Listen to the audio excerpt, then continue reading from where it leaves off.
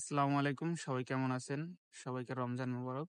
Travel and ইনফরমেশনের পক্ষ থেকে আমি ইয়াসিন আছি আপনাদের সাথে। তো আজকের ভিডিওর আলোচনার বিষয় হচ্ছে যে বুলগেরিয়া নিয়ে। আর আমি কিছুক্ষণ আগে বুলগেরিয়ার এম্বাসিতে গিয়েছি। আমার পুলিশ ক্লিয়ারেন্স লিগ্যালাইজ করানোর জন্য। এটা ট্রান্সলেট করাইতে হয়। ট্রান্সলেট করায়ে তারপরে অ্যাম্বাসেডরের থেকে লিগ্যালাইজ নিতে হয়। তো বলি আজকে যে আমার বিগত ভিডিওতে বুলগেরিয়ার অনেক ভাইয়া কমেন্ট করছেন যে ভাই আমি তো সি ক্যাটাগরির জন্য আবেদন করছি, তো আমি কি বুলগেরিয়া এসে টিআরসি কার্ড পাবো? বা অনেকে বলেন যে ভাই আমি ডি ক্যাটাগরির জন্য আবেদন করছি, তো ভিসার রেশিও কিরকম? বা অনেক ভাই দুবাই থেকে কমেন্ট করছেন, সৌদি থেকে কমেন্ট করছেন বা কাতার থেকে কমেন্ট করছেন।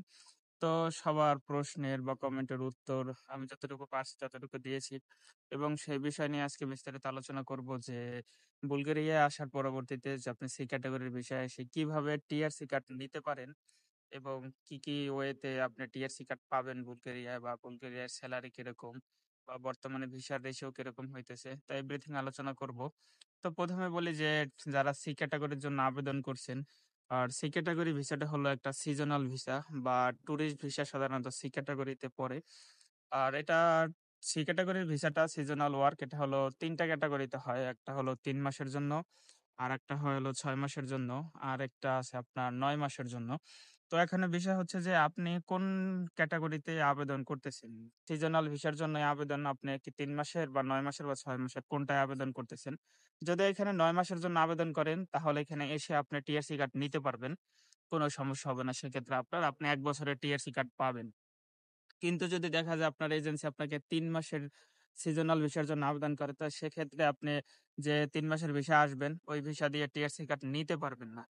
তবে হ্যাঁ, এইখানে আপনার করতে হবে কি, আপনি যে কোম্পানিতে বা যার আন্ডারে আসবেন এখানে বুলগেরিয়ায়, তো ওই ব্যক্তির পারপাসে আপনাকে ওই ভিসার বে আবার রিনিউ করাইতে হবে বা ভিসার মেয়াদ বাড়াইয়া নতুন কন্ট্রাক্ট নিতে হবে মালিকের সাথে।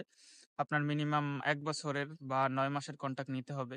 তো মালিক যদি আপনার সাথে নতুন কন্ট্রাক্ট করে ১ বছরের, দেন তখন আপনি টিআরসি কার্ড পাবেন ১ বছরের। কিন্তু এছাড়া দেখা যাবে কি আপনি ৩ মাসের জন্য বুলগেরিয়ায় আসছেন, তো ৩ মাসের ভিসা কিন্তু আপনার থাকবে পাসপোর্টে। আর এই ৩ মাসের যারা সি ক্যাটাগরিতে আসবেন তাদের ৩ মাসের ৯০ দিনের ভিসা দিবে। তো ৯০ দিনের ভিসার জন্য আর আপনার তো কন্ট্রাক্ট ৩ মাসের। তো সেক্ষেত্রে আর আপনার টিআরসি কার্ডের প্রয়োজন হবে না। কারণ এখানে আপনাকে আনবে সিজনাল ওয়ার্ক এর জন্য, তার কাজ শেষ, দেন আপনাকে দেশে চলে যেতে হবে। এই পারপাসে আসবেন আপনি। কিন্তু যদি ৯ মাসের জন্য আসেন তাহলে ৯ মাসের ভিসা তো কখনো দিবে না। আপনাকে হয়তো ৯০ দিনের সর্বোচ্চ ভিসা দেয়। তো এই ক্ষেত্রে আপনি আসার পরবর্তীতে যে কয়দিনের ভিসা পাবেন, হোক ৪৫ দিন বা ৯০ দিন অথবা ১ মাস।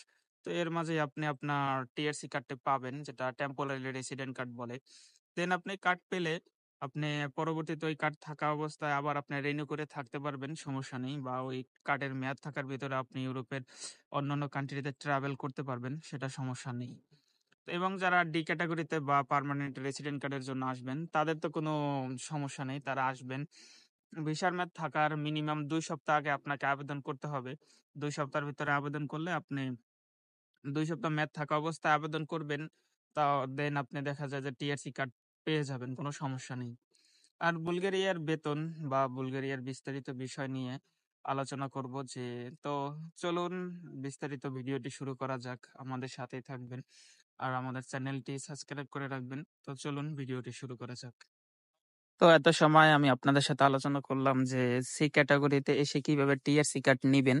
আর সি ক্যাটাগরির বিষয়টা হলো যে আপনি আপনার কন্ট্রাক্ট পেপার বা কোম্পানির রেকমেন্ডেশন বা কোম্পানির এভরিথিং যে ডকুমেন্টস দিবে আপনাকে, সম্পূর্ণ সব ডকুমেন্টস এর ভিতরে দেয়া থাকে যে আপনি কতদিনের জন্য আপনাকে হায়ার করা হচ্ছে, বা আপনার কত টাকা স্যালারি, আপনার অ্যাকোমোডেশন, থাকা খাওয়ার ব্যবস্থা কি, এভরিথিং থাকবে। আপনি আপনার কন্টাক্ট পেপারটা ভালো করে দেখবেন আসার আগে। কারণ আর বাংলাদেশের এজেন্সিরা মূলত এটা করে কি যে আপনাকে ফেলাইয়ের আগে কন্টাক্ট পেপার দেয়।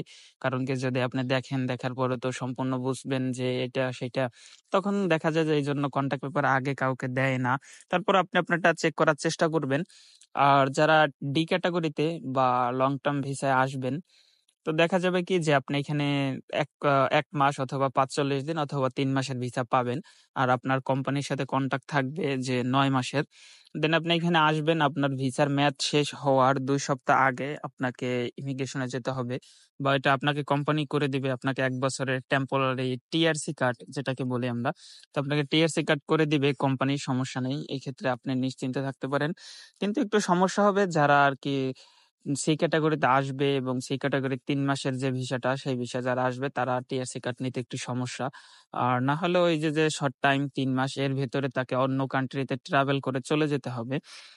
এইখানে বলি যে যারা এই চিন্তায় আমরা আসি বুলগেরিয়াতে, যে আমরা এখানে আসবো এবং সাথে চলে যাবো। তো সেক্ষেত্রে দেখা যাবে কি যে আপনি দেন যখন বুলগেরিয়াতে আসবেন, বুলগেরিয়া থেকে অন্য সেনজেন কান্ট্রিতে আপনি ট্রাভেল করতে যাচ্ছেন। এখানে প্রতিটা এয়ারপোর্টে গোয়েন্দা বিভাগের লোক থাকে, অফিসাররা।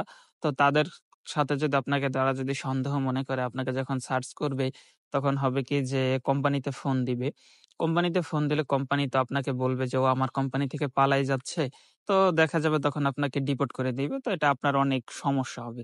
দেন আপনি যাবেন, যাওয়ার পরবর্তীতে দেখা যাবে আপনি একটু স্মার্টলি ভাবে ট্রাভেল করবেন। মানে ওদের দেখে যেন আপনাকে মনে হয় যে হ্যাঁ, আপনি একজন ট্রাভেলার। কারণ দেখা যাবে আপনি ২-৩ টা লাগেজ নিয়ে, ব্যাগ-ট্যাগ নিয়ে যাবেন। তো এখানে আপনাকে দেখে সন্দেহ করবে, এটাই স্বাভাবিক। আর সবাই চেষ্টা করবেন যে টিআরসি কার্ড হাতে পাওয়ার পরবর্তীতে ট্রাভেল করার, অন্য সেনজেন কান্ট্রিতে চলে যাওয়ার। আর আপনার এইখানে আসবেন, আসার পরবর্তীতে যে সেলারি বা কস্টিং, তো সেলারি পাবেন আপনি এখান থেকে ৫ থেকে ৬০০ ইউরো। কিন্তু অন্যান্য সেনজেন কান্ট্রির মতো আপনি ৮০০ অথবা ৯০০ বা ১,০০০ যে বেসিক স্যালারি থাকে সেটা বুলগেরিয়াতে পাবেন না। বুলগেরিয়ার বেসিক স্যালারি পাবেন ৫০০ থেকে ৬০০ ইউরো।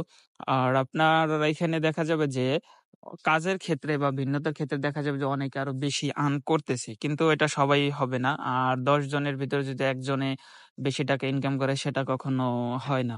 কারণ ১০ জনের ভিতরে ৮ জন যেটা পাবে সেটাকে আপনাকে বিবেচনা করতে হবে। তো এখানে আপনি ৫ থেকে ৬০০ ইউরো আর্ন করতে পারবেন। আর বুলগেরিয়ার বেশিরভাগ কোম্পানি বা যার পারপাসে আপনি আসবেন এখানে, তো তাকে সেই আপনার খাবার প্লাস থাকার জায়গা অ্যাকোমোডেশন বহন করে থাকে বেশিরভাগ ম্যাক্সিমাম কোম্পানি। তো এখানে দেখা যায় আপনি মোটামুটি ৫০-৬০ হাজার টাকার মতন সেভ করতে পারবেন, বা ৫০-৬০ হাজার টাকাই ধরেন আপনি এভারেজে সেভ করতে পারবেন এভরিথিং খরচ বাদে। আর এখান থেকে আসবেন, অনেক ভাই কমেন্ট করছেন যে ভাই আমি দুবাই থেকে জমা দিচ্ছি, বা আমি বাংলাদেশে আছি অথচ আমার এজেন্সি আমাকে বলছে দুবাই থেকে ভিসা করে দিবে। তো সেই ভাইয়ের উদ্দেশ্যে আমি বলি, ভাই আপনি পুলিশ ক্লিয়ারেন্স দেখতে হবে। আমি যেরকম বেলারুশ থেকে আবেদন করছি, দেন আমার বেলারুশের পুলিশ ক্লিয়ারেন্স সাবমিট করতে হইছে। আপনি যদি দুবাই থাকেন তো আপনার দুবাইয়ের পুলিশ ক্লিয়ারেন্স সাবমিট করতে হবে, এবং দুবাই যে বুলগেরিয়ার দূতাবাস রয়েছে সেখান থেকে আপনাকে লিগ্যালাইজ নিতে হবে। কিন্তু আপনি দেখা যায় আছেন বাংলাদেশে, এজেন্সি আপনাকে বলছে আমি তোমাকে দুবাই থেকে আবেদন করব, দুবাই থেকে তোমাকে ভিসা নিয়ে দিব। দেন আপনাকে এখানে করতে হবে কি যে বাংলাদেশের পুলিশ ক্লিয়ারেন্স সাবমিট করতে হবে, আপনি যেহেতু বাংলাদেশে আছেন। তো এই ক্ষেত্রে আপনার দুবাই যেতে হবে, দুবাইয়ের এম্বাসির অ্যাপয়েন্টমেন্ট ডেট নিতে হবে। তার পরবর্তীতে আপনার দুবাইয়ের এম্বাসি ফেস করে ভিসা নিতে হবে। আর বাংলাদেশে থাকা অবস্থায় মানে দুবাইয়ের কার্ড ব্যতীত মনে হয় না যে আপনি দুবাই থেকে এম্বাসি ফেস করে ভিসা পাবেন এইভাবে। যদি এরকম ভাবে এজেন্সি বলে থাকে তো সেটা হয়তো আপনার জন্য সাথে প্রতারণা করবে। কিন্তু যে ভাইরা দুবাইতে আছেন, আপনাদের দুবাইয়ের আইডি আছে, দুবাইতে লিগ্যাল আছেন, তো তারা দুবাইয়ের পুলিশ ক্লিয়ারেন্স নিয়ে আপনি বুলগেরিয়ার এম্বাসি ফেস করবেন অ্যাপয়েন্টমেন্ট ডেট নিয়ে। দেন আপনার ভিসার রেশিও ইনশাল্লাহ ভালো, আপনার ভিসা হবে যদি কোম্পানি সবকিছু ঠিক থাকে। ইনশাল্লাহ আশা করা যায় আপনার ভিসা হবে। তো সেম কাতারেও যারা আছেন, কাতার থেকে যারা আবেদন করবেন, আপনাদের কাতার থেকে পুলিশ ক্লিয়ারেন্স নিতে হবে, এবং পুলিশ ক্লিয়ারেন্স নেওয়ার হাতে পাবেন। হাতে পাওয়ার পরবর্তীতে বুলগেরিয়ার যে এম্বাসি রয়েছে সেখানে গিয়ে আপনাকে একটা অ্যাপয়েন্টমেন্ট ডেট নিয়ে আপনার পুলিশ ক্লিয়ারেন্সটি লিগ্যালাইজ করাইতে হবে। এটা যদি আপনি নিজে করেন তাহলে সম্পূর্ণ সবকিছু আপনাকেই করতে হবে। কিন্তু এক্ষেত্রে যদি আপনি কোনো এজেন্সির মাধ্যমে কাজ করান, যারা আছে ওই এজেন্সি, তাহলে আপনাকে সম্পূর্ণ সবকিছু করে দিবে। শুধু আপনাকে টাকা দিতে হবে। আর আদারওয়াইজ যত কাজ বা আপনার যদি কোথাও যাওয়া লাগে, না গেলে নয়, সেখানে আপনাকে যেতে হবে। তবে কাতার থেকে এবং দুবাই থেকে অথবা সৌদি থেকে, মিডল ইস্ট থেকে যারা আবেদন করবেন, তো আপনারা সর্বপ্রথম ফ্যাসিলিটিস পাবেন যে আপনাদের ইন্ডিয়ায় যে বাংলাদেশি এম্বাসির যে একটা হ্যাসেল বহন করতে হয় সেটা আপনাকে বহন করতে হবে না। আপনি ইজিলি এম্বাসি ফেস করতে পারবেন বা ভিসার রেশিও ভালো পাচ্ছেন। এদিক দিয়ে আপনি অনেকটা এগিয়ে থাকবেন। আর আপনার মিডল ইস্ট থেকে ভিসার রেশিও অনেক অনেক ভালো। আপনার দেখা যাবে যে বাংলাদেশ থেকে যারা ইন্ডিয়াকে আবেদন করেন, ইন্ডিয়ার ভিসা 100টার মধ্যে দেখা যাবে 50টা 60টা রিজেক্ট করে দিচ্ছে। আর মিডল ইস্ট থেকে দেখা যাবে আপনি 70-80% ভিসা পাবেন, বা কোম্পানি ঠিক থাকলে, আপনার যদি কোম্পানির এভরিথিং এ টু জেড সব পেপার ডকুমেন্ট সবকিছু লিগ্যাল হয়, দেন আপনার ভিসা আশা করা যায় আল্লাহ ইনশাল্লাহ 100% আপনার ভিসা হয়ে যাবে। কারণ বর্তমানে বাংলাদেশিদের জন্য ভিসার রেশিও ভালো। আর বর্তমানে সিজনাল ওয়ার্কের সিজন, এই সিজনে তারা ওয়ার্কার নিচ্ছে। সিজনাল ওয়ার্কের সি ক্যাটাগরিতে ভিসা হচ্ছে ভালো। তবে যারা সি ক্যাটাগরির জন্য আবেদন করবেন তারা চেষ্টা করবেন সবসময় যে সি ক্যাটাগরির যে 9 মাসের একটা স্টেপ রয়েছে বা ভিসার ক্যাটাগরি রয়েছে, তো আপনি 9 মাসের জন্য আবেদন করবেন। আমিও 9 মাসের ক্যাটাগরিতে আবেদন করছি, তো আমার কোম্পানি আমাকে দিবে, টিএসসি কার্ড করে দিবে, সমস্যা নেই। তো আপনি আপনার কোম্পানির সাথে যদি বা এজেন্টের সাথে ভালোভাবে কথা বলে নিবেন। আর আমাকে এক ভাই কমেন্ট করছিলেন যে ভাই আপনি একসাথে 2-3টা কান্ট্রির জন্য আবেদন কিভাবে করলেন? ভাই দেখেন কি যে একসাথে 2-3 কান্ট্রির আবেদন করাটা তো সমস্যা না। এক্ষেত্রে যদি আপনার কাজ করেন, যেরকম আমার এম্বাসিতে যাওয়া বা সম্পূর্ণ সবকিছু আমি এখান থেকে আমি নিজে করতেছি। আর 2-3টা কান্ট্রির জন্য আবেদন করছি আমি, কারণ এটা করার একটাই উদ্দেশ্য যে আমরা তো বাঙালি ভাই, আমাদের পাসপোর্টের ভ্যালিউ এতটাই ভালো যে আমাদের যদি কেউ দেখে পাসপোর্ট এম্বাসিতে শো করি তখন আমাদের মূল্য থাকে না। দেখা যায় যে বাই চান্স আল্লাহ না করুক আমার পোল্যান্ডের পারমিট সবার আগে হাতে পাবো ইনশাল্লাহ মার্চের ভিতরে। তো আমি আপনাদের পোল্যান্ডের কিভাবে কি করি সম্পূর্ণ আপনাদের ভিডিওর মাধ্যমে দেখাবো ইনশাল্লাহ। তো দেখা যায় যে বাই চান্স আল্লাহ না করুক আমি যদি পোল্যান্ডের ওইটা রিজেক্ট হয়, আর বাঙালিদের পোল্যান্ডের পারমিট অধিকাংশই রিজেক্ট হয়ে যায় ফ্যাক পারমিটের জন্য। আর যদি রিজেক্ট হয়ে যায় তো দেন কি হবে, দেন নেক্সট স্টেপে আমারটা আসবে হলো বুলগেরিয়ার যেহেতু 1 মাসের সময় নিয়ে কথা বলি, যারা সি ক্যাটাগরির জন্য আবেদন করবেন পুলিশ ক্লিয়ারেন্স লিগ্যালাইজ করানোর পরে সাবমিট করার পরবর্তীতে 1 মাসের ভিতরে আপনার অনলাইন হয়ে যাবে। আর দেখা যাবে 1 মাসের ভিতরে আপনার অনলাইন হয়ে যায়, দেন 1 থেকে 1.5 মাসের ভিতরে আপনি বা 2 মাসের ভিতরে আপনি বুলগেরিয়ার পারমিট হাতে পেয়ে এম্বাসিতে দাঁড়াইতে পারবেন। তো দেখা যাবে যে আমার যদি পোল্যান্ডে ক্যান্সেল হয়ে যায়, রিজেক্ট হয়, তা আমি বুলগেরিয়ায় আবেদন করব, বা বুলগেরিয়ায় আবেদন করার পরবর্তী যদি আল্লাহ দিলে আমার ক্রোয়েশিয়ার তো অনলাইন হয়ে যাবে কয়েকদিনের ভিতরে। দেখা যাবে যে একটার পরে যদি একটা রাখবো আমি স্টেপ বাই স্টেপ, যদি একটা না হয় আর একটা হবে ইনশাল্লাহ। এই জন্য আমি 2টা বা 3টা আবেদন করছি। তো বুলগেরিয়ায় আসবেন, বুলগেরিয়ার ভিসার রেশিও ভালো। এটা ক্রোয়েশিয়ার বিকল্প হিসেবে বর্তমানে আপনারা বুলগেরিয়াকে চয়েস করতে পারেন। আর সবাই মাস্ট বি ভালো একটা এজেন্টের মাধ্যমে কাজ করাবেন, তাহলে প্রতারিত হবেন না। বাংলাদেশে প্রচুর পরিমাণে লোক টাকা দিয়ে প্রতারিত হচ্ছে। তো আপনারা চেষ্টা করবেন নিজে একটু নিজের কাজ একটু নিজে গুছিয়ে নেওয়া বা নিজে গোছাই নেওয়া, সম্পূর্ণ বিস্তারিত দেখবেন, একটু খবর নিবেন আপনার কাজের কি আপডেট। তো আপনি ইনশাল্লাহ সাকসেস হবেন আশা করা যায়।